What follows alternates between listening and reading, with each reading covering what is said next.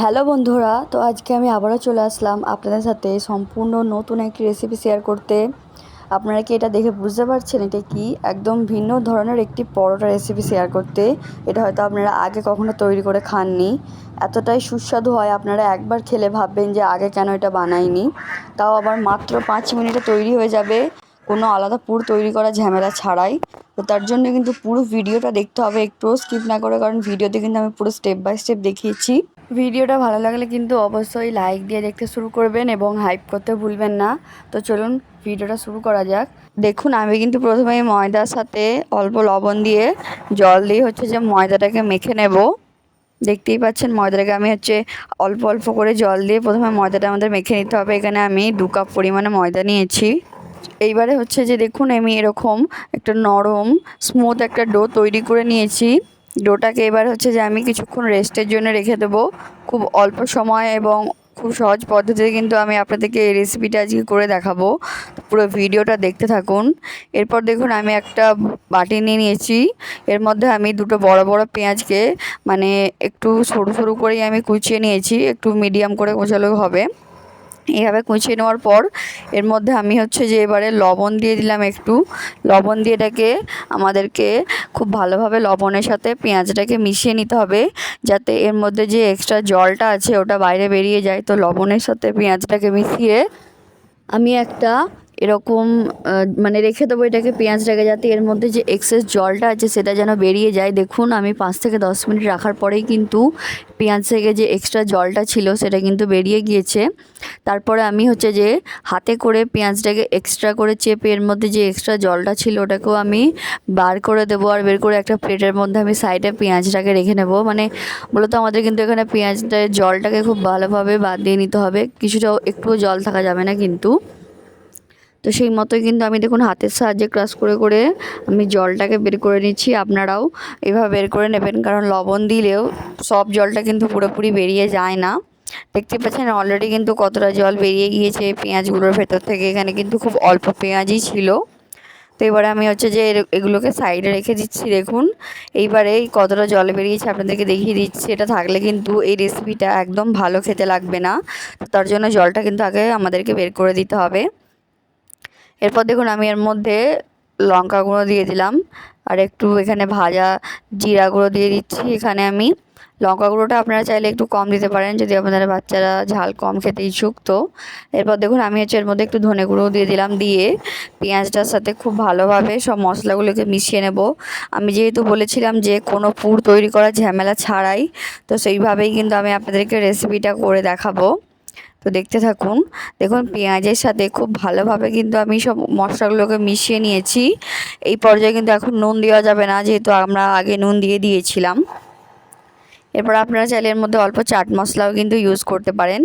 এরপর দেখুন, যে ডোটা আমরা রেডি করে রেখেছিলাম সেই ডোটা যে আমি আরেকবার হাতে করে ছেনে নিচ্ছি। খুব বেশি টাইম কিন্তু রেস্টে রাখতে হয় না। হাতে যদি অল্প সময় থাকে তাহলে কিন্তু আপনারা তাড়াতাড়ি এটাকে করে নিতে পারবেন। দেখুন, এবার আরেকবার আমি একটু ছেনে এটাকে নরম করে নিচ্ছি হাতের সাহায্যে। এই পর্যায়ে কিন্তু আমি কোনো তেল ইউজ করিনি। এবারে যে আমাদেরকে ডো কেটে নিতে হবে। দেখুন, আমি যে এরকম বড় বড় ডো কেটে নিচ্ছি। আপনারা কোয়ান্টিটিতে যদি বেশি করতে চান তো আপনারা কিন্তু একটু ময়দার কোয়ান্টিটি একটু বাড়িয়ে নেবেন। আমি এখানে টোটাল 3টে ডো বের করেছি। টোটাল আমাদের 4টে ডো লাগবে। আমরা কিন্তু 2টো লেয়ারে করব এটা, তার জন্য দেখুন ডোগুলো আমি একটু মিডিয়াম সাইজে রেখেছি। এরপর যে আমি আপনারা যে কোনো একটা এরকম ফ্ল্যাট সারফেস নিয়ে নেবেন, সেটা অবশ্যই পরিষ্কার থাকতে হবে। এরপর দেখুন, আমি তেল দিয়ে নিলাম। তেল দিয়ে নেওয়ার পর এবার যে খুব ভালোভাবে ময়দার ডোটার সাথে তেলটা মিশিয়ে নেব। এরপর একটা বেলনির সাহায্যে যতটা বড়োভাবে আমরা এটাকে বেলতে পারবো বেলে নেব। কিন্তু তার এই নয় যে একেবারে প্রচুর পাতলা করে ফেলতে হবে। একটা মিডিয়াম থিকনেস রেখে কিন্তু আমাদেরকে এটাকে বেলে নিতে হবে। দেখুন, আমি কিন্তু বেলে নিয়েছি এভাবে বড় করে, অনেকটাই বড় করে বেলে নিয়েছি। আর এখানে কিন্তু আপনারা অনেকগুলো নাস্তা খুব অল্প সময়ের মধ্যে করে নিতে পারবেন। আমি কিন্তু একটা রুটিকে সাইডে রেখে দিলাম, যেটাকে আমরা বেলেছিলাম আগে, ওটা সাইডে রেখে দিলাম। এবার দেখুন, আর একটাকেও আমি সেমভাবেই বড় করে আমি বেলে নিচ্ছি। দুটো সাইজে চেষ্টা করবেন সমান রাখার। দেখুন, এবারে যে আমি যে আমরা পেঁয়াজের পুরটা রেডি করে রেখেছিলাম ওটা কিন্তু আমি হাতের সাহায্যে এর উপরে এইভাবে স্প্রেড করে দিচ্ছি। দেখতেই পাচ্ছেন কিভাবে আমি স্প্রেড করছি। হাতের সাহায্যে এইভাবে চারিদিকে আমাদেরকে কিন্তু পুরটা স্প্রেড করে দিতে হবে। আমি হচ্ছে যে এখানে একটু বেশি পরিমাণে পেঁয়াজেরটা ইউজ করেছি, আপনারা চাইলে অল্প পরিমাণে ইউজ করতে পারেন। আর এরকম পরোটা কিন্তু আপনারা হয়তো কোনোদিনও খাননি, এতটাই সুস্বাদু হয় পরোটাটি। তো পুরো ভিডিওটা দেখতে থাকুন। ভিডিও শেষে কিন্তু আপনাদের জন্য এমন একটা টিপস আছে যেটা না দেখলে কিন্তু পুরো ভিডিওটাই অসম্পূর্ণ থেকে যাবে। দেখুন এবারে যে আরেকটা যে আমরা রুটি বেলে রেখেছিলাম সেটা কিন্তু এবারে এর ওপরে আমি চাপিয়ে দিলাম। সেমভাবে চাপিয়ে এবারে চারিদিকটা লক করে দিচ্ছি। দেখুন লক করে দিচ্ছি, এবারে হাতের সাহায্যে একটু প্রেস করে দিলাম। লক করে দেওয়ার পর আমি কিন্তু জল ইউজ করিনি লক করার সময়। এবারে একটা ধারালো ছুরি নিয়ে এবারে আমি হচ্ছে যে এভাবে বর্ডার করে কেটে নিচ্ছি। দেখুন মোটা আমি এখানে হয়তো 4টে পিস এখান থেকে বের করব।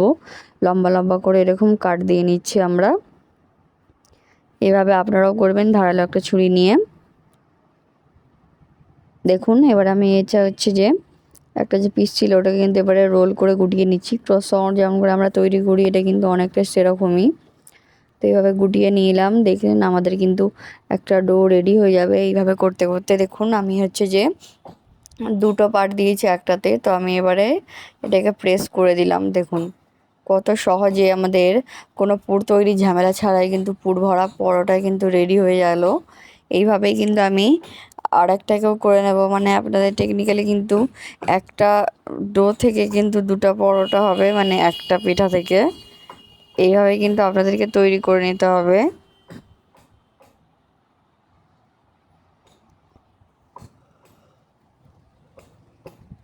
দেখুন আবারও কিন্তু আমি এটাকে প্রেস করে দিলাম। প্রেস করে আবারও এটাকে হচ্ছে যে আমি এবারে সাইডে রেখে দেবো সেমভাবেই। এভাবে কিন্তু আমি সব ডোগুলো রেডি করে নেব। দেখুন